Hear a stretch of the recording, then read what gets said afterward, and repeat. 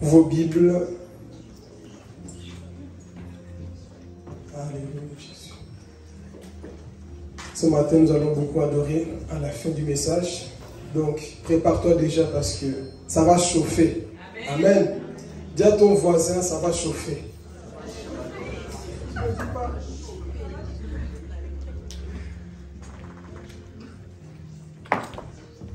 Dis-lui, ça va chauffer. Ouais, le diable n'est pas content déjà. Hein? Voilà comment il nous attaque. Mais je sais que ça va chauffer ce matin. Amen. Amen. Qui croit que ça va chauffer? Amen. Qui croit que ce lieu va trembler? Amen. Qui croit que Dieu va le visiter ce matin? Ah, ce n'est pas des slogans. Je crois que le Dieu que nous servons est fidèle. Il agit encore aujourd'hui et touche encore des cœurs aujourd'hui. Amen. Donc ce matin, sois vraiment attentif. Connecte-toi au message parce que je crois, si tu te connectes au message, tu sortiras avec un plus ce matin. Donc n'aie même pas honte de ton voisin. Dis-lui même, voisin, voisin, ne me dérange pas. Dis-lui bien, voisin, voisin, ne me dérange pas. Ici c'est un culte là où tu vas nous faire du bien ce matin. Amen. Donc on va prendre déjà la Bible. Je vous invite à noter le message, le thème. C'est change de chemin. Le thème parle déjà quelqu'un? Change de chemin. C'est ça que nous allons décortiquer. Je ne serai pas trop long. Comme ça, on a le temps de bien prier comme il faut. Et je sais que Dieu nous remplira encore. Amen. Ok, change de chemin, c'est le thème du message. Et nous allons prendre la parole de Dieu. Matthieu chapitre 2, le verset 10 à 12, nous allons sauter. Matthieu chapitre 2, le verset 10 à 12.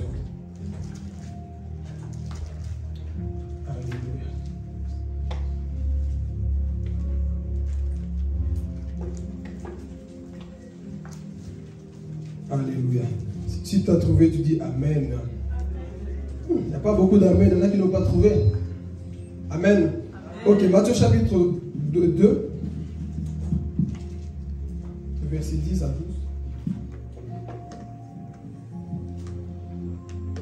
Je lis la parole au nom de Jésus. Amen.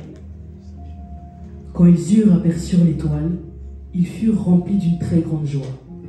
Ils entrèrent dans la maison, virent le petit enfant avec Marie, sa mère, se prosternèrent et l'adorèrent. Ensuite, ils ouvrirent leur trésor et lui offrirent un cadeau de l'or, de l'encens et de la myrrhe. Puis, avertis dans un rêve de ne pas retourner vers Hérode, ils regagnèrent leur pays par un autre chemin. Par un autre quoi? Chemin. Répétez, par un autre quoi? Chemin. Ok, on va prendre Actes, chapitre 9, le verset 1 à 5. Actes des apôtres, chapitre 9, le verset 1 à 5. Quant à Saul, il respirait toujours la menace et le meurtre contre les disciples du Seigneur. Il se rendit chez le grand prêtre et lui demanda des lettres pour la synagogue de Damas, afin de pouvoir arrêter et amener à Jérusalem les partisans de cet enseignement qu'il trouverait, hommes ou femmes. Comme il était en chemin et qu'il approchait de Damas, tout à coup une lumière qui venait du ciel resplendit autour de lui. Il tomba par terre et entendit une voix lui dire « Saul, Saul, pourquoi me persécutes-tu » Il répondit « Qui es-tu, Seigneur » Et le Seigneur dit « Moi, je suis Jésus, celui que tu persécutes. » Amen. On va prendre le dernier passage, Marc chapitre 10.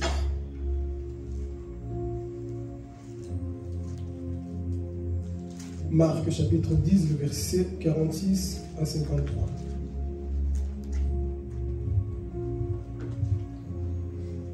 Ils arrivèrent à Jéricho. Lorsque Jésus sortit de la ville avec ses disciples et une assez grande foule, Bartimée, le fils aveugle de Timée, était assis en train de mendier au bord du chemin. Au bord de quoi? Du chemin. Il entendit que c'était Jésus de Nazareth et se mit à crier « Fils de David, Jésus, aie pitié de moi. » Beaucoup le reprenaient pour le faire taire, mais il criait beaucoup plus fort « Fils de David, aie pitié de moi. » Jésus s'arrêta et dit « Appelez-le. » Ils appelèrent l'aveugle en lui disant « Prends courage, lève-toi, il t'appelle. » L'aveugle jeta son manteau et en se levant d'un bond, vint vers Jésus. Jésus prit la parole et lui dit, « Que veux-tu que je fasse pour toi ?» Mon maître, lui répondit l'aveugle, « Que je retrouve la vue. » Jésus lui dit, « Vas-y, ta foi t'a sauvé. » Aussitôt, il retrouva la vue et il suivit Jésus sur le chemin. Il suivit Jésus où? Sur le chemin. Amen. Peux-toi acclamer la parole de Dieu? Que Dieu soit loué. Amen, amen. Je ne serai pas trop long comme je l'ai dit. Soyez juste attentifs. Amen. Ici, nous parlons sur le thème « Change de chemin ». Il est très important de changer de chemin. Tu ne peux pas dire que tu as rencontré le Seigneur sans changer de chemin. La Bible dit que tous ont péché et tous sont privés de la gloire de Dieu. L'être humain a péché. On a emprunté des mauvais chemins. Et quand tu rencontres le Seigneur, tu dois changer de chemin. Tu ne peux pas me dire que tu es converti. Tu ne peux pas me dire que tu as rencontré le Seigneur sans changer de chemin. Toute personne qui rencontre le Seigneur change de chemin. J'étais cette personne qui a aussi quoi? Changé de chemin. Parce que quand tu rencontres la personne de Jésus, tu es obligé de changer de chemin. Tu ne peux plus continuer dans les mauvais chemins quand tu rencontres le Seigneur. Amen. Donc ici, dans cette introduction, la Bible parle des mages. Vous connaissez tous l'histoire des mages. Jésus est né. Et ces mages cherchaient justement à rencontrer le Sauveur. Hérode a appris que le roi était né. Il était en colère. Pourquoi? Parce que lui pensait que c'était le seul roi. Et il va dire aux mages, où est son roi? Pour que moi aussi je puisse aller quoi? L'adorer. Les mages disent, nous voyons l'étoile. Et nous allons suivre cette étoile. Et le roi Hérode a dit, allez-y. Si vous le trouvez, revenez où? Vers moi. Prenez le même chemin pour m'annoncer où se trouve la personne de Jésus. Les mages ont obéi à cette voix. Ils ont commencé à marcher. Pendant qu'ils marchaient, ils ont vu quoi? L'étoile. Dites avec moi l'étoile. Ils ont vu l'étoile qui va les conduire là où il y avait la personne de Jésus. Amen. Donc l'étoile symbolise tout simplement ta propre vie. Nous sommes comme ces personnes qui attirent les gens vers la personne de Jésus. Amen. Donc ils vont commencer à suivre l'étoile. Parce que l'étoile les indiquait là où Jésus était. Donc ces mages commencent à suivre l'étoile. Et les anges les apparaissent. Ils sont remplis de joie. On leur dit le Sauveur est ici à Bethléem. Ils sont remplis de compassion et de joie. Qu'est-ce qu'ils font? Ils trouvent effectivement l'enfant Jésus dans une crèche. Et quand ils ont vu l'enfant Jésus, ils étaient remplis de joie. Oh mon frère, quand tu rencontres Jésus, ta vie est remplie de joie. Il n'y a plus de tristesse, il n'y a plus la mort. Non, quand tu rencontres Jésus, tu es rempli de joie. Et ces mages sont remplis de joie. Pourquoi? Parce qu'ils ont trouvé le Sauveur. Ils ont vu le roi des gloires. Alléluia. Le roi que Israël attendait. Eux, ils ont vu son roi. Et qu'est-ce qui va se passer? Ils vont donner de l'or, l'encens et de la myrrhe. Ils vont commencer à adorer la personne de Jésus. Pourquoi? Parce qu'ils avaient trouvé qui? Le roi des gloires. Et si je comprends une chose, ce n'est pas l'endroit, mon frère, ma soeur, qui compte. C'est qui se trouve dans cet endroit. Là-bas, ça sentait mauvais, dans une crèche. Mais ils ont dit, on s'en fout. Si la personne de Jésus se trouve, je m'en fous de mon voisin. Même si ça sent mauvais, moi, je vais adorer mon Dieu. Parce que je ne suis pas venu pour les hommes, je suis venu pour la personne de Jésus. Donc les mages ont compris, non, ici se trouve le Sauveur du monde. Donc nous, on va commencer à l'adorer. Ils ont commencé à glorifier la personne de Jésus. Et qu'est-ce qui va se passer? Quand ils ont appris que c'était vraiment le roi, la Bible dit quoi? Ils vont changer de chemin maintenant. Ils vont changer de chemin. Pourquoi? Tu ne peux plus emprunter les mêmes chemins d'Hérode quand tu as rencontré le Sauveur. Ils ont compris, si nous retournons encore dans le chemin d'Hérode, Hérode viendra tuer l'enfant. Donc nous, on change de chemin parce que nous avons compris une chose. Le Sauveur, on ne peut pas le tuer. Il doit changer le monde. Donc nous n'allons pas livrer le secret. Qu'est-ce qu'ils ont fait? Ils ont changé de chemin. Le chemin est long, mais c'est le chemin sûr. Ce chemin que nous avons pris avec Jésus, ce n'est pas un chemin facile, mais c'est le chemin que l'Église doit prendre, le chemin de Jésus-Christ. Amen. Donc quand tu le rencontres, mes frères et sœurs, beaucoup de choses doivent changer dans ta vie. Amen. Je suis étonné de voir des personnes qui disent, moi j'ai rencontré Dieu, moi je vais à l'église, mais le comportement ne change pas, le langage ne change pas, tu n'as pas encore rencontré le Sauveur. Parce que celui qui rencontre le Sauveur, on le voit dans son aspect, on le voit dans ses vêtements, on le voit dans son langage, on le sait que tu as rencontré le Sauveur. Ces personnes ont dit non, nous avons pu emprunter les mêmes chemins, nous avons trouvé le maître du monde. Hérode, tu peux rester là-bas, nous, on ne va plus venir vers toi. Et ces mages aussi nous enseignent une chose, que tu ne dois plus emprunter les mêmes chemins. Peut-être ce matin, tu es venu ici avec des mauvaises pensées. Tu es venu ce matin avec un autre chemin. Mais laisse-moi te dire, il est temps de changer. Il est temps de changer de chemin, mon frère, ma soeur. Depuis combien de temps as-tu vu Jésus? Depuis combien de temps tu viens à l'église, mon frère, ma soeur, que tu ne changes pas? Le problème aujourd'hui, c'est que tu as rencontré Papa John. Tu m'as rencontré moi, mais tu n'as pas encore rencontré la personne de Jésus. Toute personne qui ne change pas, il n'a pas encore rencontré la personne de Jésus. Tu as rencontré les instruments, tu as rencontré les choristes, tu as rencontré les chaises bleues, tu as rencontré la chair ici, mais tu n'as pas rencontré Jésus. Laisse-moi te dire une chose, celui qui rencontre Jésus n'est plus la même personne. Arrêtons de mentir que oui, je suis chrétien. Non, tu n'es pas chrétien, tu es encore un païen. Comment se fait-il que tu viens à l'église, tu as toujours le même comportement, tu empruntes toujours le même chemin? Quelque chose ne va pas en toi. Nous faisons la honte à Dieu. Je suis converti, tu n'es pas encore converti. Ces mages nous enseignent une chose, que quand tu rencontres la personne de Jésus, des choses doivent bouger dans ta vie. Une question dans cette introduction. Depuis que tu viens à l'église, depuis soi-disant que tu es converti, qu'est-ce qui a réellement changé en toi? Nous sommes toujours là, on dit Alléluia, Amen. Mais qu'est-ce qui a changé? Ce matin, vous n'allez pas m'aimer, mais je dois prêcher. Amen. Depuis que tu viens, que tu fréquentes la maison de Dieu, qu'est-ce qui a réellement changé en toi? Toi-même, tu sais qu'au fond, tu as toujours la même nature. Tu le sais. Tu dis oui, je rencontrais le maître. Non, tu as rencontré les hommes. C'est lui qui rencontre Jésus-Christ. N'a même pas besoin de prêcher. N'a pas besoin de parler. Juste son regard. Au contraire que toi, là, tu as rencontré le Sauveur. Amen. Donc ici, nous allons rentrer dans la deuxième histoire. Mais ici, dans cette introduction, c'est pour te faire comprendre que ces mages ici représentent une chose. Que quand tu vois le Seigneur, change de chemin. Ne retourne plus chez Hérode. Parce que Hérode attend pour qu'on puisse tuer qui? L'enfant Jésus. Et ces mages-là, ils ont continué leur marche. Pourquoi? Parce qu'ils ont rencontré celui qui a changé leur vie. Amen. Est-ce qu'on suit? Et si maintenant nous allons parler de Paul, Saul. On connaît tous l'histoire de Saul, non? C'était quoi sa religion d'avant? C'était quoi sa religion d'avant? Le judaïsme. Alors ici, qu'est-ce qui fait que toi tu es toujours dans ta religion d'avant? Et laissez-moi vous dire une chose, Dieu c'est pas un Dieu de religion.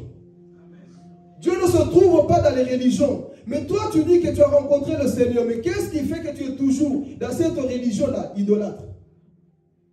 Qu'est-ce que tu fais encore dans ce chemin-là qui ne glorifie pas Jésus? Donc ici nous parlons de Saul. La Bible dit qu'il respirait la menace. Il était en colère contre les disciples de Jésus. Et on va lui donner des lettres pour aller où? À Damas. On lui donne des lettres. Va arrêter les chrétiens. Il est en train de marcher sur ce cheval, en train d'avancer. Ah, laissez-moi vous dire, le surnaturel c'est quelque chose. Là où les hommes ne peuvent pas changer, les hommes endurcis, Jésus peut le faire. Donc pendant qu'il était sur ce cheval, il commence à avancer, rempli de haine, rempli de colère, rempli de convoitise, rempli de connaissances, en train d'avancer où? Vers Damas. Mais qu'est-ce qui va se passer pendant qu'il est en train d'avancer? La personne de Jésus. La Bible dit quoi? Qu'il a vu quoi? Une lumière. Et cette lumière est venue le rendre aveugle. Et c'était qui la personne? C'était la personne de Jésus. Il voit cette lumière. Il est aveugle. Et il commence à tâtonner. Il commence à tâtonner. Il ne voit plus. Toi, tu as pris ce chemin pour aller faire du mal à mes disciples. Mais moi, je vais t'arrêter. Il est temps que ceux qui sont dans l'orgueil puissent se tomber dans leur cheval. Pour dire que moi, je rencontrais Jésus. Comment toi, mon frère, ma soeur, tu dis que tu as rencontré le Seigneur, mais tu es toujours comme ça, mon frère? Quelque chose ne va pas. Ce matin, c'est un message du renoncement. Nous devons renoncer. Saul avait sa religion, mais rencontre Jésus, il va changer. Alléluia. Pierre pouvait le prêcher. Certainement, Saul avait déjà entendu prêcher. Il a entendu parler de Jésus, mais ça n'a pas changé. Ici, je vais parler. Il avait déjà entendu parler de Jésus, mais qui l'a changé? Dites-moi qui l'a changé. Ce n'est pas parce que toi, tu t'es converti par des prédications que tout le monde sera converti par des prédications. Ce Ce n'est pas parce que toi, tu t'es converti juste parce que viens à l'église que tout le monde sera comme ça. Il y a des gens qui ont besoin de quoi? Du surnaturel. Moi, je n'ai pas besoin qu'on me prêche, mon frère. Il y a des personnes qui ont besoin du surnaturel pour se convertir. Dans cette génération, là où les gens sont en train de plonger dans la sorcellerie, dans la magie, toi, tu crois qu'avec la Bible, tu vas les convertir? Il faut le surnaturel. Il faut qu'ils voient la personne de Jésus, les athées, les personnes qui ne croient plus en Dieu. Ils sont bornés dans leur religion. Tu crois que tu vas les changer? Et l'église est en train de rejeter le surnaturel. Nous sommes trop normaux. On prêche doucement. On prêche. Mon frère, il est temps que le surnaturel se manifeste dans nos églises. Il y a des pires de Paul qui doivent se convertir que par le surnaturel. Tu peux dire à une personne, arrête de faire ça. Il ne va jamais arrêter tant qu'il n'a pas rencontré Jésus. Le problème parfois, c'est que nous forçons aux gens, change, arrête ceci. Mon frère, tant qu'il n'a pas rencontré la personne de Jésus, tu vas te fatiguer. Pierre se fatiguait à prêcher à Paul. Il fallait que Jésus lui-même, quoi, descende. C'est pour ça que beaucoup de prédicateurs sont frustrés, sont perdus. Pourquoi? Tu essaies de faire par toi-même. Quand tu ne sais plus, quand tu es limité, dis Seigneur, occupe-toi de ce Paul-là. Quand tu es limité, dis Seigneur, occupe-toi de ce pôle. L'église a besoin du surnaturel. Qu'on ne vous mente pas, l'église a besoin du surnaturel, je répète. Qu'on ne vous mente pas, sinon nous allons rentrer dans une religion, une église faible, une église sans puissance. Quand ça commence à chauffer, oh non, ça devient grave. Non, nous allons aggraver les choses. Il faut le surnaturel dans nos églises pour convertir les personnes qui sont dans la sorcellerie, mon frère, ma soeur. Les personnes qui sont dans la magie viennent s'asseoir ici. Ils ont besoin de rencontrer l'homme de Galilée. Ils ont besoin. Nous forçons les choses. On fait nos messages. Tu écris tout ce que tu as écrit. Qui te dit que c'est que tu as écrit? Le succès a besoin. Qui te dit que ce que toi tu as préparé, c'est ça que la personne a besoin? Parfois, il faut ce surnaturel-là. Sans se convertir. Par quoi? Le surnaturel, maman Chantal. Oh, je sens l'onction. Hey, le surnaturel, c'est quelque chose. Alléluia. Le surnaturel, c'est quelque chose. C'est ça qui change la vie des gens. Alléluia. Ah. Parfois, je peux préparer un message, mais le surnaturel fera des choses à ma place. Ah, je sais ce que je parle à quelqu'un. Le surnaturel fera des choses à ta place, frères et sœurs. Mais l'église actuelle est en train de tuer le surnaturel que Dieu veut faire dans nos églises. Nous sommes trop limités. Les seuls doivent se convertir dans l'église. Cherchons le surnaturel. Ces jeunes ont besoin de ça. Croyez-vous des personnes qui vont signer des parts dans le diable vont se convertir à des messages froids? Ils ne vont pas se convertir. Il faut qu'ils sentent en toi qu'il y a une différence. Il faut qu'ils sentent en toi qu'il y a une puissance. Il faut qu'ils sentent en toi l'onction de Dieu. Il faut qu'ils sentent. L'église est remplie de théories. Rien ne se passe. Moi, je suis fâché contre ces choses-là. Je suis fâché contre le naturel parce que je ne sers pas un Dieu naturel. Amen. Alléluia. Donc, si... Déborah, monte un peu mon son parce que le peuple ne me suit pas. Alléluia. Donc, si on voit Saul en train d'avancer où? À Damas, sur le chemin, il va rencontrer un homme qui n'est pas comme tout le monde. Ah, il va rencontrer la personne de Jésus. Jésus change encore aujourd'hui. Jésus change encore aujourd'hui. Si nous sommes fatigués, Jésus change encore aujourd'hui. Ton mari est fatigué, ton pasteur est fatigué, mais Jésus change encore aujourd'hui. Jésus change encore les cœurs endurcis. Et je veux dire que Jésus guérit encore aujourd'hui. Et ce matin, je crois que Jésus peut te baptiser, tu peux parler en langue. Tu peux changer de vie, mon frère et soeur. Il est temps qu'on retourne à l'église primitive, qu'on voit la main de Dieu dans nos églises. L'église est montée dans le naturel. Rien ne doit se passer, mon frère. Moi, je crois en Dieu surnaturel. Paul est en train d'avancer, rempli de haine. Je vais tuer les chrétiens, je vais les insulter. Ok, le maître des chrétiens t'attend sur le chemin de Damas. Sors, tu vas changer de chemin. Je suis venu dire à quelqu'un, tu vas changer de chemin. Tu vas changer de religion. Tu vas changer de chemin parce que Jésus va t'apparaître. Alléluia. Donc le voici, en train d'avancer, rempli de haine. Pendant qu'il vient, l'homme de Galilée descend. Hé, où vas-tu? Dis à ton voisin, où vas-tu? Où vas-tu? Jésus descend et dit, Seigneur, qui es-tu? Saul, Saul, je suis celui que tu persécutes. Mais je ne t'ai jamais vu. Quand tu touches à mes enfants, tu me touches à moi. Quand tu touches à mes disciples, tu me touches à moi. Donc c'est pour dire ici à quelqu'un, tu as de la valeur aux yeux de Dieu. Tu as du prix aux yeux de Dieu. Alléluia. Tu as du prix aux yeux de Dieu. La personne qui te condamne ne connaît pas le Dieu que tu sais. Il si Jésus vient dire, écoute, c'est moi que tu persécutes. Oh, mais ce n'est pas toi, si c'est moi que tu persécutes, Saul. Arrête. Il est temps de changer. Qu'est-ce qui s'est passé? Saul est tombé d'où? Il est tombé de son cheval. Il y a des prédicateurs, des enfants de Dieu, qui sont encore dans leur cheval. Ils croient qu'ils sont dans le bon, mais Jésus te fera descendre. Vous connaissez Esaïe? Il était dans son cheval, il pensait que lui était seul, l'homme le plus seul. Mais je vais dire une chose, dans la présence de Dieu, on voit notre incapacité. Dans la présence de Dieu, on se voit comme nu. Mais dans la présence de Séphora, tu vas voir que tu es parfait. Tu es parfait, tu n'es pas parfait. Il n'y a qu'un homme qui est parfait, la personne de Jésus. Et lorsque tu verras la personne de Jésus, tu diras, malheur à moi, je suis aussi impudique, je suis aussi orgueilleux, je suis aussi menteur, je ne suis pas meilleur que les autres. La personne de Jésus doit voir ce qui se cache dans nos cœurs. On se compare trop à Déborah. Moi, je ne suis pas comme elle, mon frère. Compare-toi devant Jésus. Pas devant la personne de Jésus. Tu feras comme Esaïe. Je suis un homme qui a des lèvres impures. Mes lèvres sont pures. Moi, j'ai passé mon temps à condamner mon frère. Le miroir de ta vie, c'est la parole de Dieu. Ce n'est pas ton frère et ta soeur. Le miroir de ta vie, ce n'est pas Annie, ce n'est pas moi. Mais sur toi, la parole de Dieu. Ne viens pas dire ici, moi, je suis plus parfait que vous, mon frère. Va dans la parole de Dieu. Dieu te dira, tu vois, toi tu négliges peut-être maman Lisa, mais elle est plus sainte que toi. Hey, au jour de l'enlèvement, je vous dis, il y aura des surprises. Je vais revenir sur les 7 choses que Dieu n'aime pas. Vous allez voir que plusieurs ils pensent qu'ils sont arrivés pour Dieu, ils ne sont pas encore arrivés. Parce que l'orgueil est un grand péché. On trouve beaucoup dans les cœurs de plusieurs personnes. Amen. Donc arrêtons de nous comparer par rapport aux autres. La personne de Jésus va te révéler que tu n'es pas encore arrivé. Voilà pourquoi j'aime Jésus. Dans sa présence, tu vois que tu es nu. Tu vois que tu n'es rien. Le voici Saul, en train d'avancer. Et tombe de son cheval. Qui es-tu? Je suis celui que tu persécutes. Il est temps que tu changes. Change de chemin, mon fils. Change de chemin. Et qu'est-ce qui va se passer? À peine converti, il devient aveugle. Et il va faire un jeûne de 3 jours à sec. Quelle conversion! À peine converti, un jeûne à sec. Mais il y a des chrétiens qui sont ici depuis 1950, n'ont jamais jeûné 2 jours d'affilée. Wow. Depuis que tu es converti, le problème aujourd'hui, c'est que nous négligeons parfois ce qui fait notre force. C'est pas important de jeûner, pourquoi je dois jeûner? Tu as gros lard, tu aimes trop manger.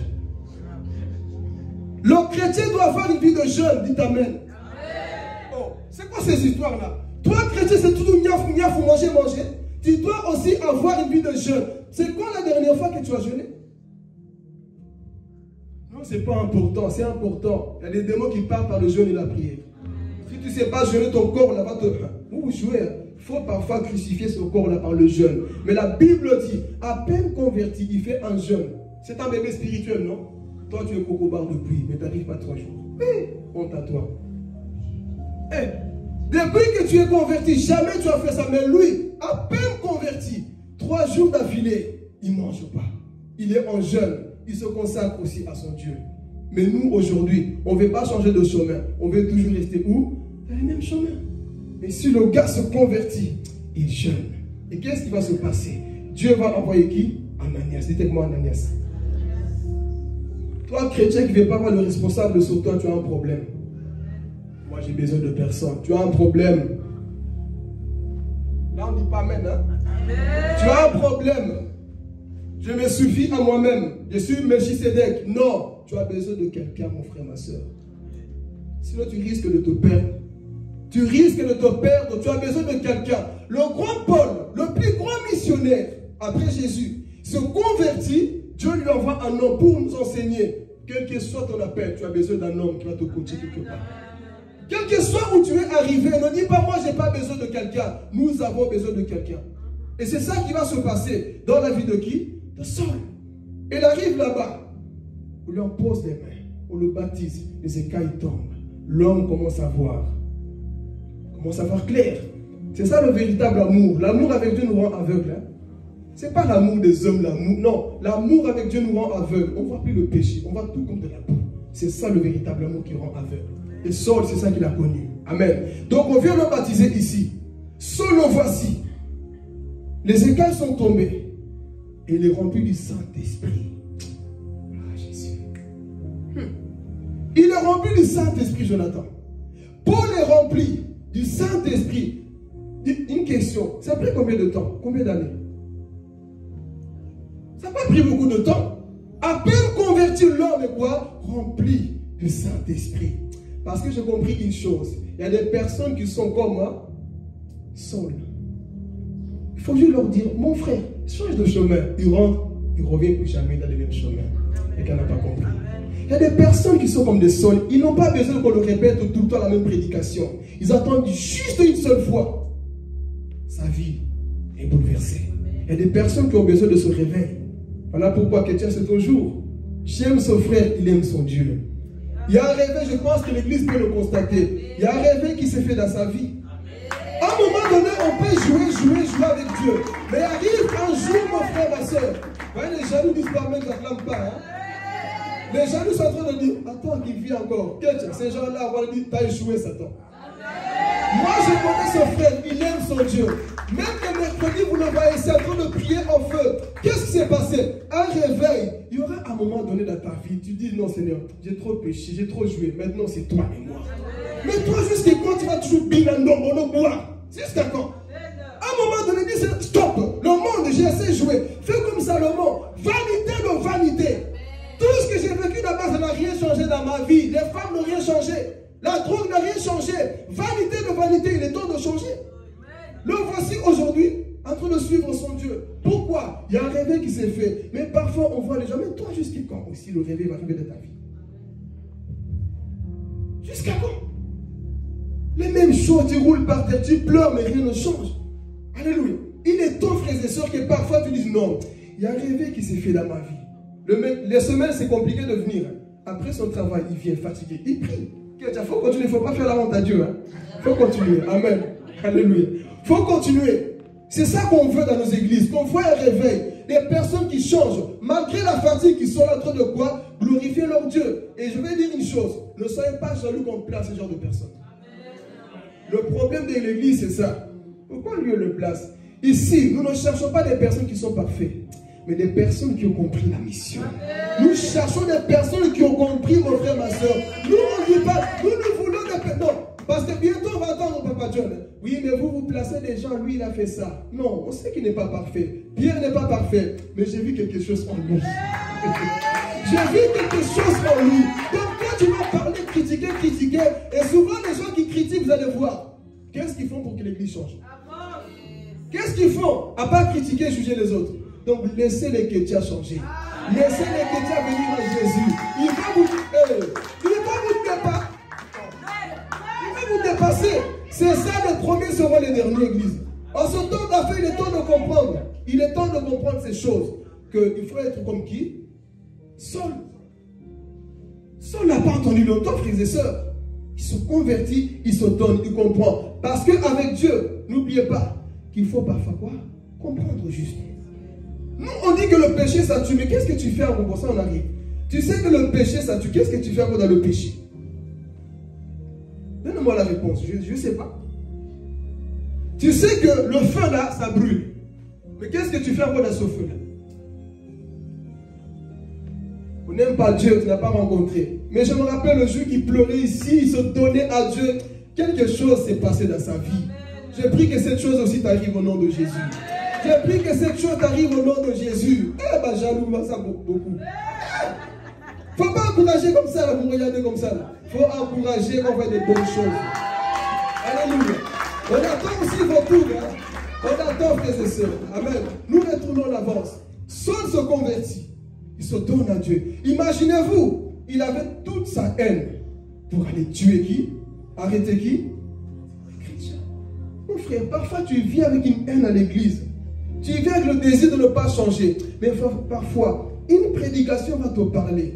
Moi, quand j'ai changé, frères et sœurs, je n'ai pas attendu des anges ou quoi que ce soit. Une prédication, j'étais touché. J'avais mes longs cheveux. Personne ne m'a dit, coupe les cheveux.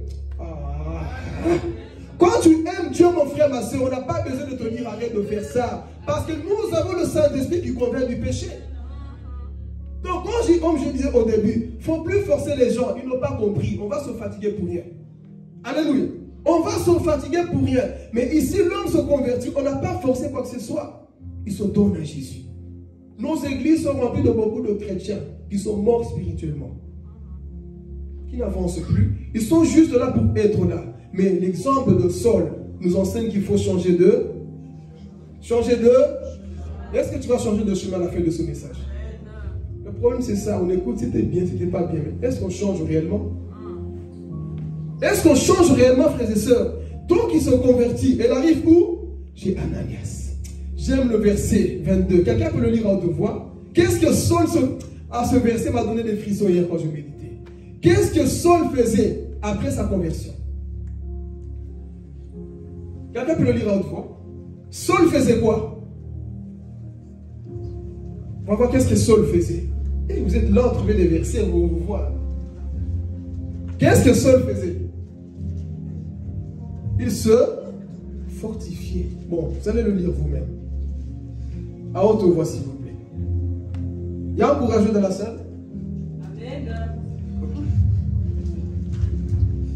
Ce côté-là est fâché. Alors. Viens seulement là-bas. Vas-y. Cependant, Saul se fortifiait de plus en plus. Attends. S'il vous plaît. Il vient de se convertir. Il est tombé de son cheval, de son orgueil. Et après tout ça, qu'est-ce qui va se passer? On y va. Saul se fortifiait de plus en plus.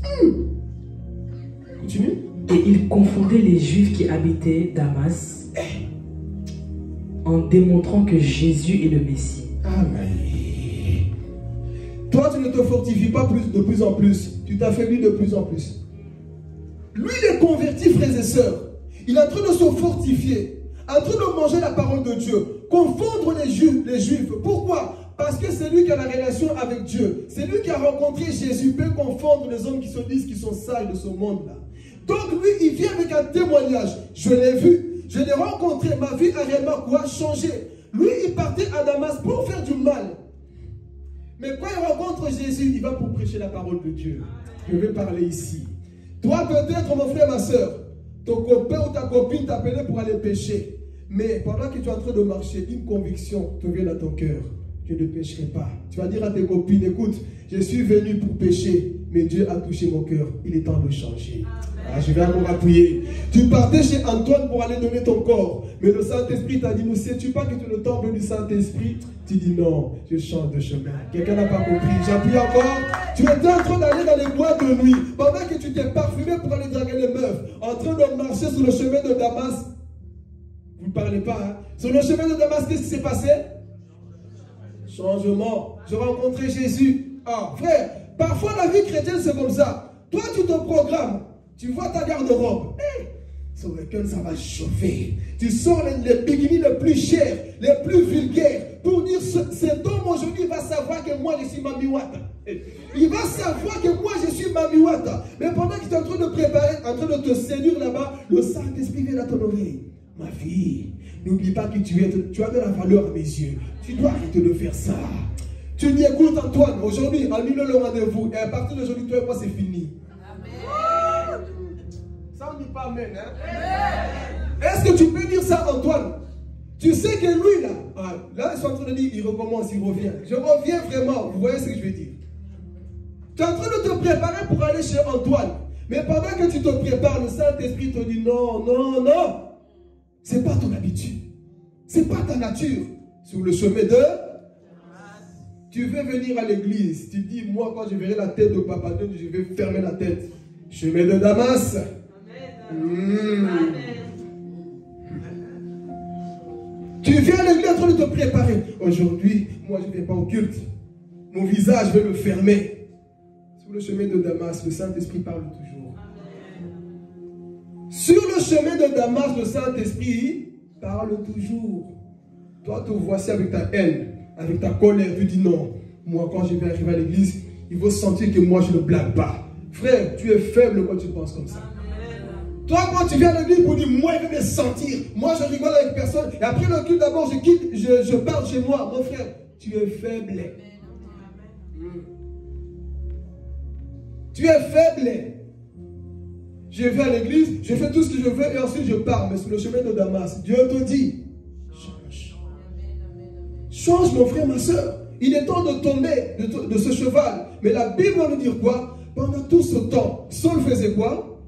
se fortifier. Il se fortifiait. Est-ce que toi tu te fortifies, mon frère, ma soeur? Est-ce que tu te fortifies? Ici je vais parler. Est-ce que tu te fortifies? Comment est-ce que tu te fortifies, mon frère, ma soeur? Devant les choses de ce monde, devant Netflix, devant les séries, c'est comme ça que tu te fortifies. Ça c'est une chose. Si tu n'as pas ce temps avec Dieu, tu finiras par tomber. Sans prophétie, tu finiras par tomber. Saul nous enseigne, à peine converti, je me fortifie. Et il commence à confondre quoi? Les Juifs. Les personnes qui savent plus que lui. Mais lui dit, moi j'ai rencontré le maître. C'est lui qui m'a sauvé. J'ai les quoi? Rencontré. Donc toi, comme tu es en train de parler parce que Jéhovah, je ne sais pas quoi, moi j'ai rencontré Jésus. Donc je veux te prêcher avec conviction. Je veux te dire qu'est-ce qui est péché. Je te remets à ta place. Et les Juifs étaient en colère contre lui. On l'a persécuté. Parce qu'une fois que tu rencontres Jésus, c'est ça qu'on doit voir en toi, mon frère, ma soeur. Mais toi, depuis que tu es converti là, qu'est-ce qui a réellement changé? Tu es toujours égoïste. Tu penses qu'à toi. Tu as parlé? Tu ne penses qu'à toi. À l'église, tu vois tes frères et sœurs qui ont besoin de quelque chose. Tu fermes ton cœur. Et tu me dis que tu as rencontré Jésus. Tu n'as pas encore rencontré Jésus. Tu vois Thomas qui n'a pas de babouche. Tu fermes les yeux. Tu dis que Dieu pourvoira alors que tu as des millions dans ta poche. Ça, c'est aimer Dieu. Tu vois que ton frère est dans le besoin. Tu passes devant lui. Tu dis bye bye pipi. Tu ne l'aides pas. Tu n'as pas de l'amour. C'est ça qu'on fait. Et tu dis que tu as rencontré Jésus. Tu n'as pas rencontré Jésus parce que quand tu rencontres Jésus, ton cœur est rempli d'amour. C'est Paul qui va nous dire que l'amour est patient. L'amour est ceci. Pourquoi? Il a rencontré Jésus. Mais est-ce qu'avant dans le judaïsme, il pouvait dire ça? Jamais. Mais quand il est converti, il dit non. Je ne peux pas voir maman Chantal en train de marcher à pied. Maman côte dans ma voiture. Parce que j'ai rencontré Jésus. Mais il y a des gens égoïstes dans nos églises. Et on dit quoi? Qu'on a rencontré le Seigneur. On n'a pas encore rencontré le cœur mauvais qu'on a là. C'est ça que Dieu veut changer. Ce matin, c'est un matin de renoncement. Change un peu de chemin. Il faut qu'on sente en toi que tu es réellement ce disciple de Christ. Il faut qu'on sente en toi que tu as rencontré le maître, mon frère, ma soeur. Mais les personnes qui viennent à l'église, rien ne change. Toujours les mêmes comportements, toujours la même façon de faire. Mais ici, Saul vient dire que non. Sur le chemin de Damas, il y a le changement. Quand tu vois la personne de Christ, il y a un changement sur le chemin de Damas. Il commence à confondre qui? Les Juifs. Des personnes qui se disaient que nous connaissons la loi, mais lui tellement qu'il est rempli de Dieu. Il commence à nous prêcher la parole de Dieu. Et quand il est arrivé là-bas, vous savez ce qui s'est passé? Les gens disaient quoi? Oh, mais c'est lui ou c'est pas lui? Est-ce que c'est vraiment Saul? C'est pas lui qui persécutait? Mon frère, est-ce qu'on peut dire ça de toi? Oh, c'est elle qui mettait ça sur Internet, mais il prêche aujourd'hui. Frère, la vie avec Dieu, c'est une question de changement. Oh, c'est pas Séphora qui était à place à la mer en train de montrer son corps. Aujourd'hui, en train de prêcher avec une puissance sur Internet. Qu'est-ce qui s'est passé? Il a rencontré où? Là, vous êtes fâché, ouais, vous ne parlez plus. Il a rencontré où? Sur le chemin de Damas. Donc, il faut ce changement dans ton cœur, mon frère, ma soeur. Donc, les gens doivent voir en toi que tu n'es plus la même personne. C'est ça qui va se passer. Et les gens disaient, mais c'est pas Saul, lui. C'est pas la personne qui voulait faire du mal aux chrétiens. Ce temps-là est passé. Je suis une nouvelle personne dans le Seigneur. Je n'ai plus la même tiédeur en moi. Sous le chemin de Damas, il faut y avoir quoi? Un changement. Ce matin, quelqu'un veut changer? Ce matin, quelqu'un veut changer de chemin? Il faut qu'on voie en toi ce désir-là, mon frère, ma soeur. Sinon, j'ai dit une vérité. Reste chez toi. Vis d'abord ta vie. Couche, bois, mors, vole comme tu veux. Vis ta vie. Ne viens pas embêter les gens qui veulent avancer. Expose-toi, fais comme tu veux. Vis ta vie, mon frère, ma soeur. C'est gratuit dans le monde. Oh, tu souffres pour rien. La Bible dit quoi? Celui qui veut pécher, fasse quoi? Pêche encore. Si tu sens le désir de pécher, mon frère, pêche encore. Fais comme tu veux. Bravo. Mais si tu veux te sanctifier, donne-toi à fond aussi. Il faut cocher, il faut choisir. Amen. On va avancer. Et si on a vu qui? Saul. Il manque la dernière personne, c'est qui? T'as suivi, Tiffany. Il manque qui? Bartimée, on va voir ici. La Bible dit que cet homme était quoi? Aveugle. Notre frère Bartimée était quoi? Aveugle. Elle était assise où? Au bord du chemin. Pour ceux qui viennent de l'Afrique, hein, je ne sais pas si vous avez déjà remarqué, les crasses sont souvent où? Au bord de la route. T'as la papier, t'as la popo, t'as beaucoup de crasses sur les côtés toujours. Et Bartimée était où? Au bord, dans les crasses, en train de mendier de l'argent. Aveugle. Mais qu'est-ce qui va se passer? C'était la dernière fois que Jésus passait à Jéricho pour aller mourir sous la croix. Et il est en train de passer sous Jéricho. L'aveugle a dit, j'entends un bruit. Je ne vois pas, mais j'entends. J'entends un bruit. Qui est en train de passer ici? On lui dit, Jésus de Nazareth. Et il connaissait Jésus de Nazareth. Mais dites avec moi, Bartimée connaissait l'histoire. J'ai envie de dire un truc ici, même par votre tête, je me dis, ça c'est... Bartimée connaissait l'histoire, frères et sœurs. Quand on disait Nazareth à cette époque, c'est comme pour dire, ville des pauvres, là où il n'y a rien, là il n'y a rien de bien qui sort. Donc Bartimée s'est dit, si moi je dis Jésus de Nazareth, c'est comme si je l'insultais. C'est comme si je ne considérais pas qui il était vraiment. Il a dit, je suis peut-être aveugle, mais je connais l'histoire. Je suis peut-être aveugle, mais je connais l'histoire. Il dit, fils de David. Pourquoi il n'a pas dit Jésus de Nazareth? Il dit quoi? Fils de David. Parce qu'il savait une chose. Dans le trône de David, il allait toujours avoir les rois. Que les rois sortiraient d'où? De David. Je vais tout doucement pour que tu comprennes. Que le trône de David ne manquerait pas de rois. Et les rois seront en Jésus-Christ. Donc je suis peut-être aveugle. Je suis peut-être faible comme tu penses. Mais ça c'est une chose. J'ai une connaissance de ce Dieu. J'ai une connaissance de ce Dieu. Tu peux dire tout ce que tu veux dans ma vie. Oui, je suis aveugle. Mais j'ai une connaissance de ce Dieu. Pourquoi? Parce que Bartimée s'est dit, si lui là, il vient dans le trône de David, je vais parler. Il a dit non. David engendre qui? Salomon. Salomon engendre qui? Roboam. Roboam engendre qui? Abia. Abia engendra Asa. Asa engendra Josaphat. Josaphat engendra Joram. Joram engendra Ézéchias. Ézéchias engendra Manassé. Manassé Amnon. Donc il s'est dit, toute cette lignée-là, je sais que Jésus-Christ ne peut pas venir d'ailleurs. Donc il est le lion de la tribu de Juda. Il est le roi des rois. Jésus-Christ, il vient de là-bas qui s'est dit, si Jacob a enfanté Joseph, c'est que Jésus-Christ, c'est le roi des gloires. Le roi par excellence.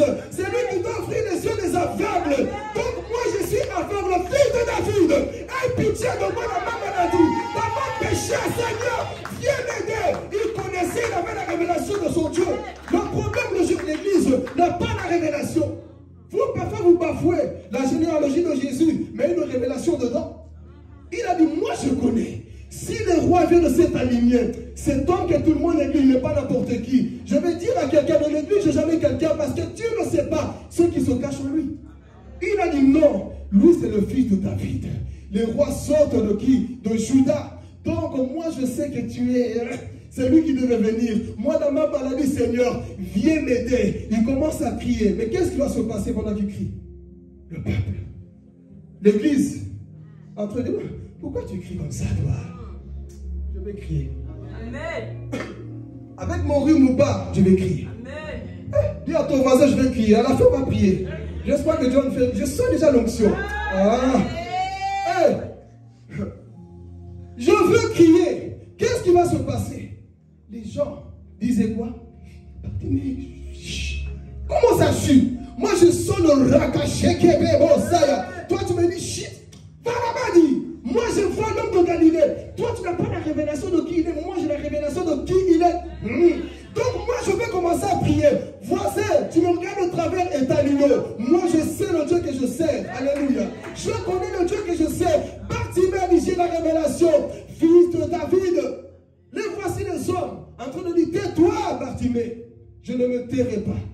Je suis peut-être aveugle, mais j'ai la connaissance. Je suis peut-être petit en âge, tout ce que tu penses, mais j'ai la connaissance de celui qui m'est apparu sur le chemin de Damas. Alléluia. Le problème aujourd'hui, c'est que beaucoup n'ont pas la connaissance de Jésus. Mais Bartimée dit non, je connais l'histoire. Je ne vais pas l'appeler Jésus de Nazareth, fils de David. Alors regarde le peuple. Chut, toi, tu fais du bruit. Tu fais du bruit. Quel bruit? Tais-toi. Parce que si on parle en même temps, il ne va pas m'entendre. Donc toi, tais-toi, moi je vais crier plus fort. La Bible dit, pendant que eux disaient tais-toi, ils faisaient quoi? Vous êtes intimidés parfois. Ok, tu as raison. Tu es mon Dieu. La foire là-bas, c'est en train de crier. Qui va là-bas leur dire, taisez-vous? Et de match là-bas de foot, de catch, de boxe, le monde faisait du bruit. Nous sommes dans le vrai bruit, église.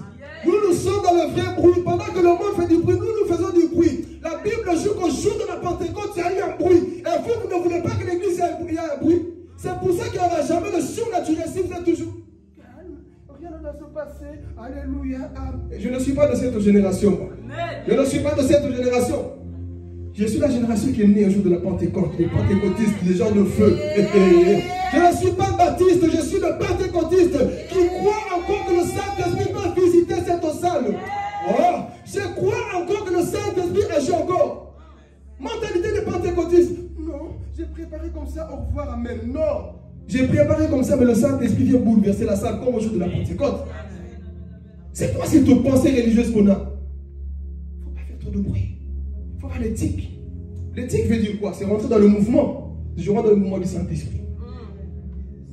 Non, tu vas rester calme, mets un pied devant, mets un pied derrière. On prêche maintenant comme des journalistes. Michée chapitre 3. Qui peut me le lire avant de continuer? Michée chapitre 3. Comme ça, tu me comprends pourquoi je suis fou comme ça. Michée chapitre 3, verset 8. Rapidement, c'est fort, si tu peux le trouver, s'il te plaît. Qu'est-ce que Michée a compris? Mais moi, moi qui Michée, je suis quoi? Allons-y. Je suis rempli de force grâce à l'Esprit de l'Éternel. Je suis rempli de justice et de courage pour faire connaître à Jacob sa révolte et à Israël son péché. Amen.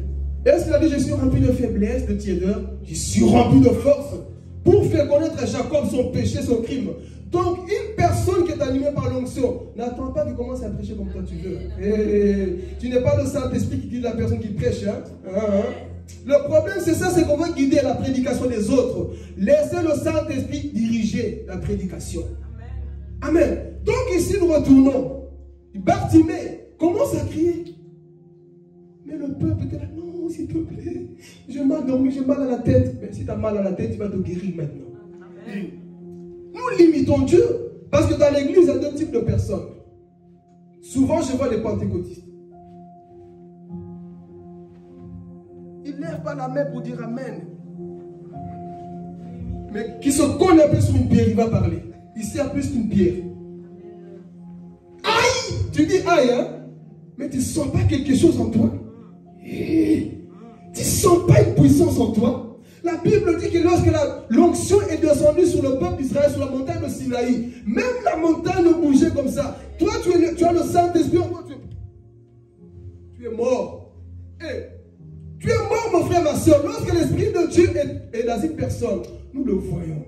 Si tu ne cries pas, même si tu ne cries pas, on sent qu'il y a une vie en toi, mon frère. On sent qu'il y a quelque chose en toi. Mais malheureusement, nos églises, non, que ça finisse vite. Ma tête est en train de chauffer. Mais mets-le dans un match de foot. Olé, olé. Tu es content. Mais à l'église, tu ne fais pas le olé pour Jésus, qui a donné sa vie pour toi. Dans le match de boxe, tu es content. Donne-lui. Je viens d'extraire hier, là, dans un truc de boxe. Là. Les gens criaient, donne-lui sur la tête, donne-lui sur la tête. Regarde comment ils sont chauds. Mais quand il s'agit de Dieu, frère, soyons chauds pour Jésus. Soyons chauds pour Jésus, bouillants pour Jésus dans cette génération. On ne doit pas être bouillant pour le monde, mais bouillant pour Jésus. Donc on lui dit, tais-toi, parle pas. L'église doit rester comme ça. Tu fais trop de bruit. Tu es le sorcier de ma vie, tu veux m'empêcher. Tu es le sorcier de ma vie, tu veux m'empêcher. Mais la Bible dit quoi? Bartimée, crie encore plus fort. Crie encore plus fort. Je vais dire à quelqu'un, prie encore plus fort. Prie encore plus fort. Parce que toi, tu sais pourquoi tu cries. Toi, tu sais le pourquoi tu cries, mon frère, ma soeur. Il y a des gens, vous savez, nous n'avons pas tous les mêmes problèmes. Hein? Vous jouez. Moi, quand je me mets à prier, je sais ce que ma famille traverse. Un petit témoignage même. Écoutez, il ne faut jamais négliger les prières qu'on fait ici les vendredis. On a prié pour la famille. Hier, je rentre. Je commence à méditer. Je dis, Seigneur, par rapport au message, qu'est-ce que tu en penses? Quelle est ta pensée? Parce qu'il y a aussi une pensée. Toi aussi, quelle est ta pensée? Je commence à réfléchir. Puis, je vois mon téléphone qui commence à vibrer. Ma petite soeur qui m'appelle commence à me parler, me poser des questions sur Dieu. Je dis, il y a quoi? Tu me parles de Dieu comme ça. Avec tout ce qui se passe dans le monde, Philippe, qu'est-ce que tu en penses? Je dis, Saint-Esprit. Quelque chose se passe dans son cœur. Hein? Je commence à le parler. Je dis, est-ce que tu as déjà accepté Jésus? Non. Tu as déjà confessé? Non. Tu as déjà été baptisé? Non. Je vais te baptiser l'année prochaine. Elle a dit, je vais t'accepter. Aujourd'hui, par la grâce de Dieu, je vais l'appeler. On va faire la prière du salut. Elle va accepter le Seigneur. Qu'est-ce qui fait ça? Prions les vendredis. Pendant que toi, tu viens, je fais, j'ai mal à la tête. Prie, mon frère. Le Saint-Esprit commence à préparer les cœurs de nos frères et sœurs. Et par la grâce de Dieu, elle sera bientôt ici. Elle va s'asseoir, dire Amen. Son pasteur qui prêche ici. Donc, il ne faut pas négliger ce qu'on fait dans son lieu. Donc, c'est pour ça, on n'a pas tous les mêmes cris. Si toi, tu connais ce que ta famille vit, ce que toi, tu vis, mon frère, en fous-toi de ton pasteur, en fous-toi de ton frère, parce que toi, tu sais le... Vous n'êtes pas aveugle, c'est pour ça que vous me dites tais-toi. Moi, je suis aveugle, donc laissez-moi crier. Oh, laissez-moi prier, laissez-moi m'exprimer. Moi, je sais la maladie que j'ai, la douleur que j'ai chaque fois avant de dormir. Toi, tu ne l'as pas. Ce que je vois en rêve, toi, tu ne le vois pas. Mais voici en train de prier, tu exagères un peu. Tu abuses un peu. Abuses de quoi? Tu exagères un peu. Cessons cette pensée religieuse. Laissez les gens chercher leur Dieu. Laissez les gens être libres dans la présence de Dieu. Et c'est ça qu'il faisait. Bartimée, il criait. Il a dit, peuple, vous n'allez pas m'arrêter. Moi, je connais mon combat. Si tu connais ton combat, mon frère, sois déterminé. Si tu connais ton combat, sois déterminé. Parce que l'église, c'est ça. Quand tu sais ce que toi-même tu cherches, ce que toi tu vis, mon frère, ne viens pas vous regarder Ruth. Ne viens pas me regarder. Dis Seigneur, moi je suis là pour toi. Je suis aveugle, mais c'est la dernière fois que tu es en train de passer le temps de la visitation pour ma vie, c'est maintenant. Ne laisserai pas l'occasion. Ne laisserai pas Saint-Esprit de Dieu. Dans cette prédication, peut-être, oui, c'est pour moi, tu es aussi en train de me parler. C'est le temps de ma visitation aussi. Donc, je mets ma foi, Seigneur, parce que je sais que tu es en train de passer ici dans ce chemin.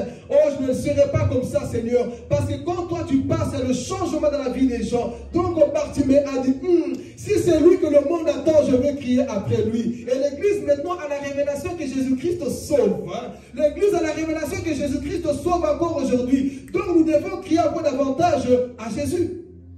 Faisons plus que Bartimée aujourd'hui. Donc il commence à crier. Et le peuple, non s'il te plaît, tu fais trop de bruit, tu déranges, ton bruit dérange. Mon bruit te dérange, c'est qu'il y a un démon qui te dérange dans toi. Oh. Laissez les gens prier, frères et sœurs. Tais-toi, Bartimée, ne parle pas, tu fais trop de bruit, ne crie pas. C'est quoi ton problème? Mais Bartimée, la Bible dit quoi? Criez plus fort. Criez plus fort. Et les personnes ici, écoutez, les mêmes personnes, maman Lisa, qui marchaient avec Jésus, écoutez ici s'il vous plaît, c'est très intéressant. Les mêmes personnes qui marchaient avec Jésus, c'est eux qui ont dit à qui? Bartimée.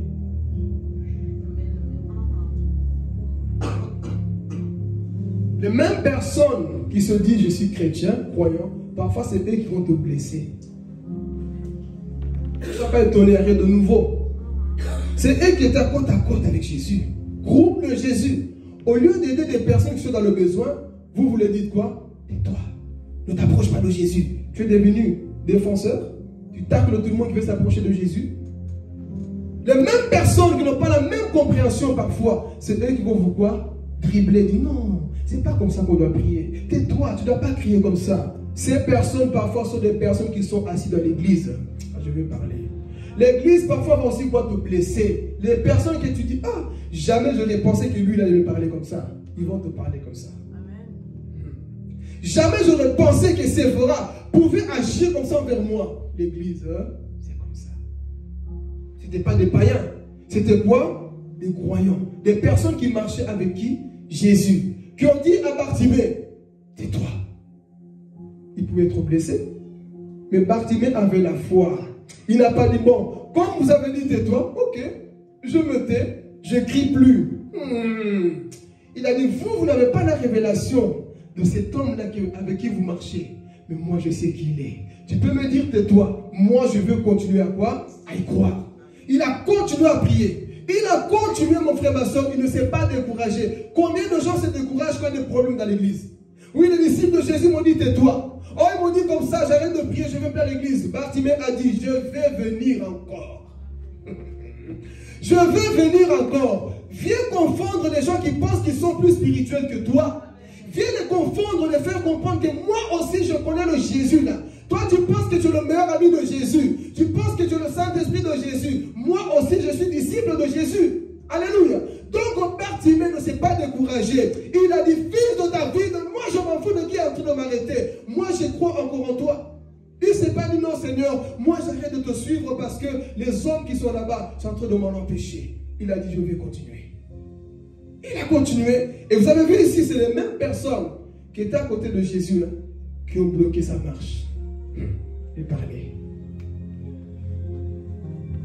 Qui est parti chercher à Bartimée?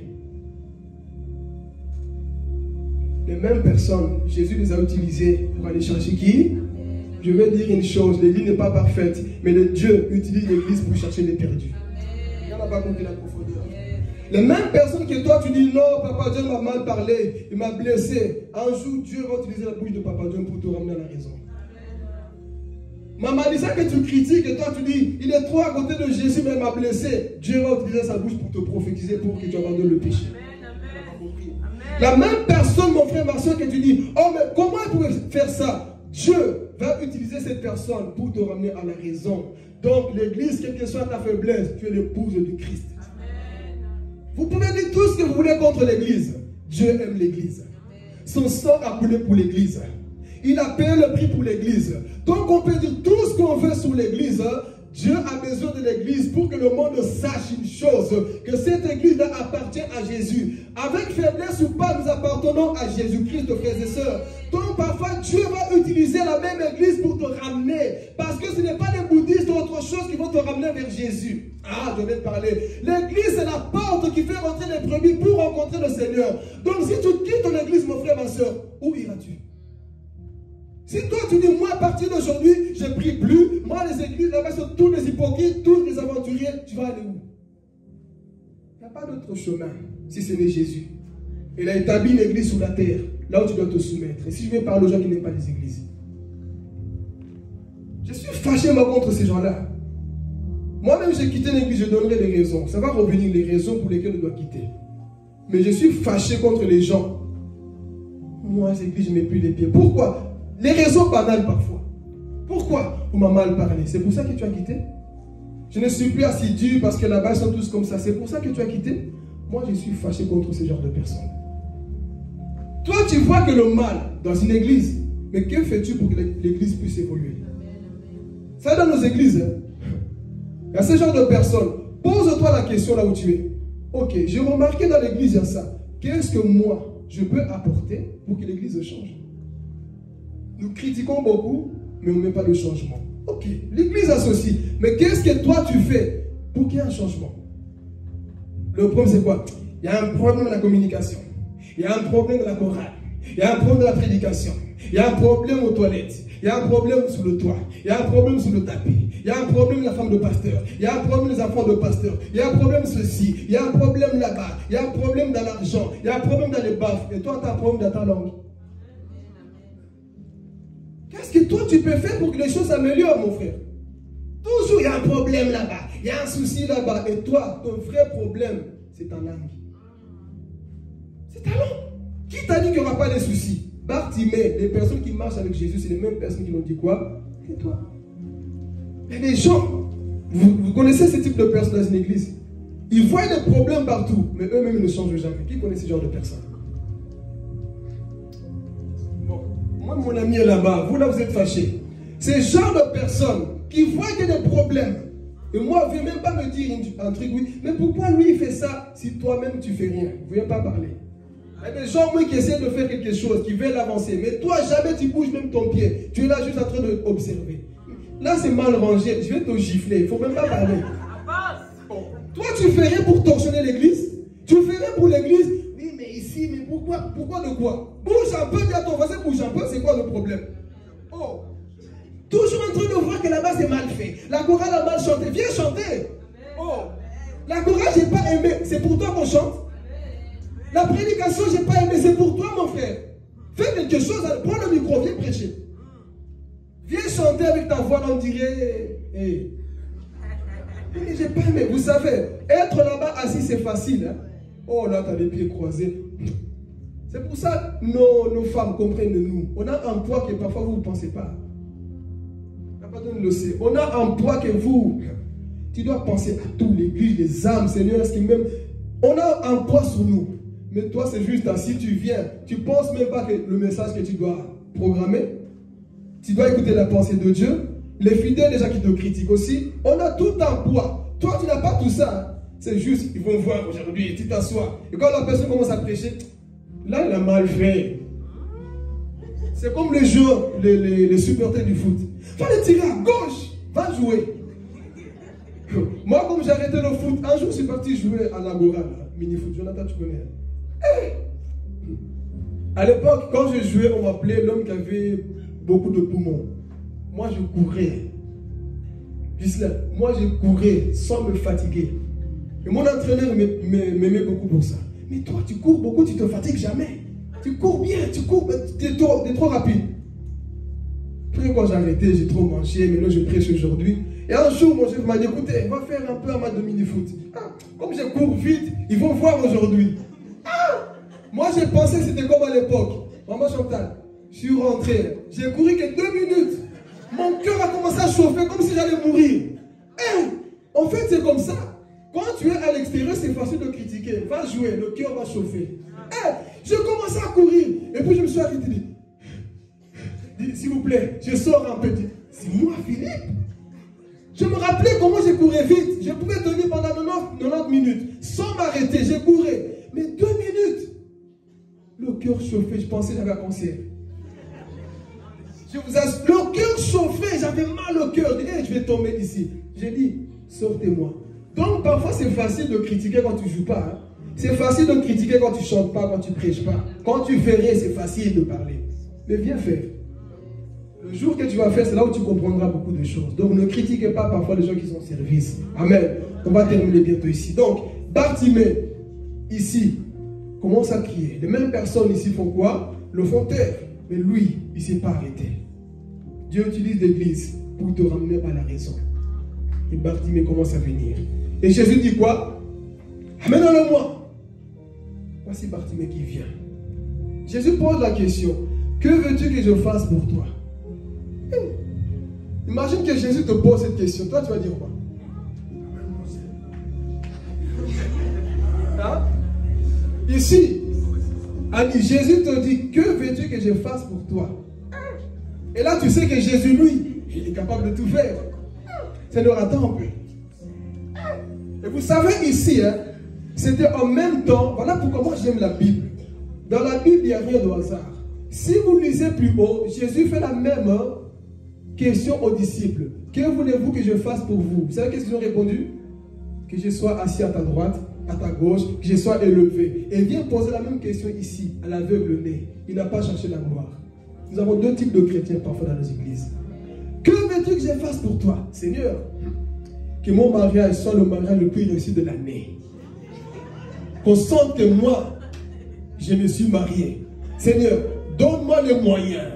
Que quand on me verra dans la voiture, que toute la ville de Liège, je sache que le monde entier, que ma vidéo soit la vidéo la plus partagée.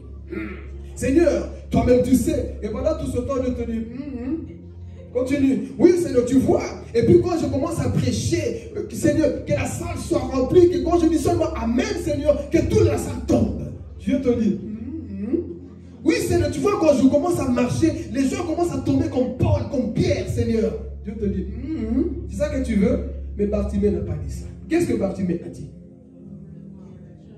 Mais là où tu es, si Dieu vient se révéler à toi, Jonathan, que veux-tu? Qu'est-ce que beaucoup vous répondent? Seigneur, tu vois ma belle-mère, elle m'énerve de trop, donne-la un cancer, elle meurt.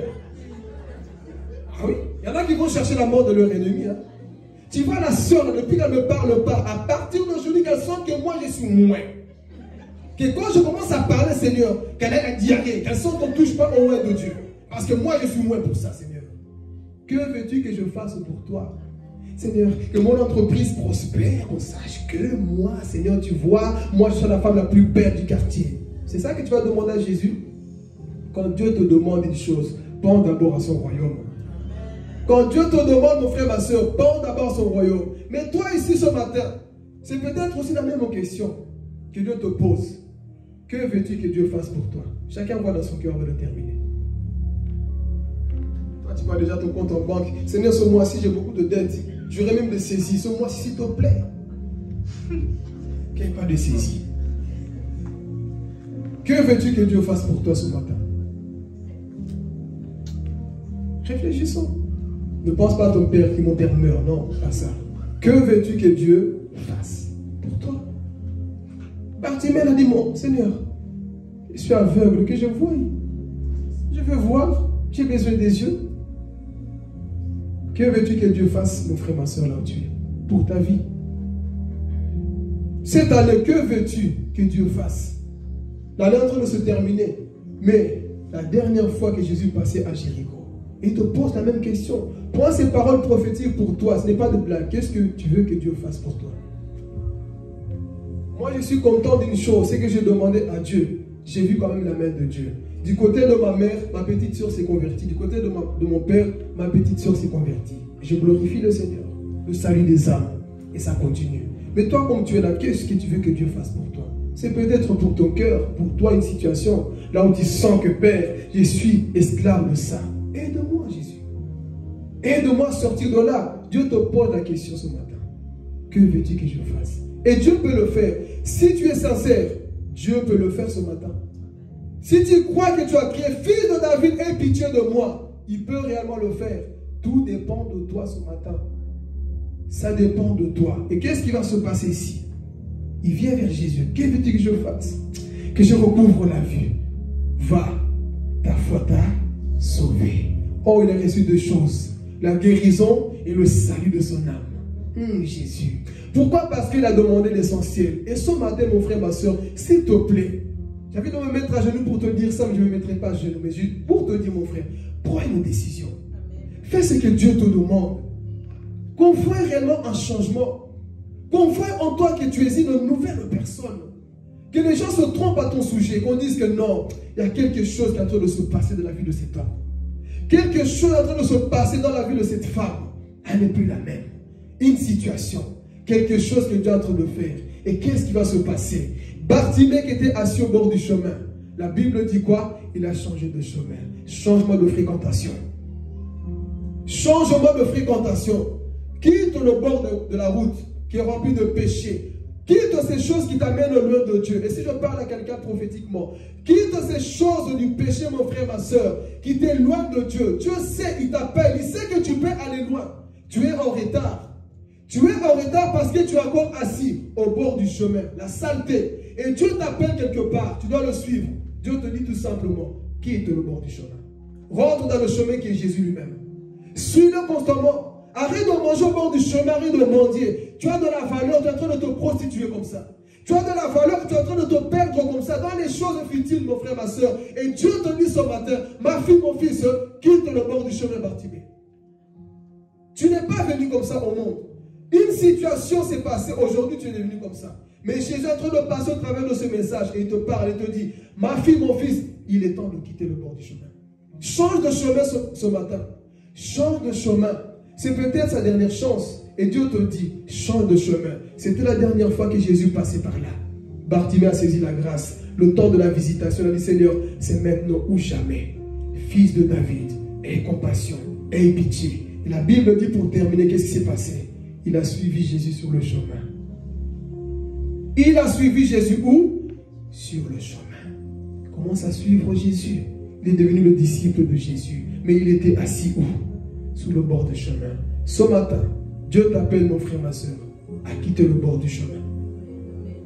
Quitte ce bord du chemin. Ça peut être ton téléphone. Regarde, 8 heures du temps que tu passes sur ce téléphone. C'est un mauvais chemin aussi. Je ne sais pas combien de temps tu passes loin de Dieu, mon frère, ma soeur. Et tu te dis disciple de Jésus. Mais vois un peu ton attitude. Tout ce que tu fais, ça ne glorifie pas Dieu. C'est le temps de changer de chemin.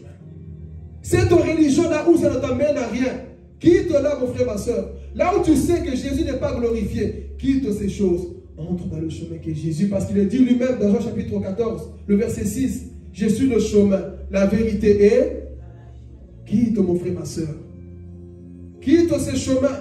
Cet homme, cette femme qui t'amène loin de Dieu, qui abuse de toi, Dieu te dit, quitte ce chemin. Il est temps que tu rentres dans le véritable chemin. Parce que Dieu en appelle pour toi. Tant que tu vas tarder les choses, rien ne va se passer. Mais ce matin, il t'appelle, il te dit, ma fille, c'est maintenant que tu dois te lever. L'année est en train de se terminer. Vois l'état de ton pays, vois l'état de ta famille, vois l'état des choses qui sont autour de toi. C'est toi-même qui tarde les choses. Tant que tu es encore assis au bord du chemin, rien ne va se passer. Il est temps que tu puisses te lever. Amen. Que Dieu vous bénisse, va se mettre debout. Alléluia. Va se mettre debout, va adorer ce Dieu. On dit comme Bartimée, tu lui dis Seigneur, visite-moi mon roi. J'invite les Lévites. On va prier, on va adorer notre Dieu. Tu vas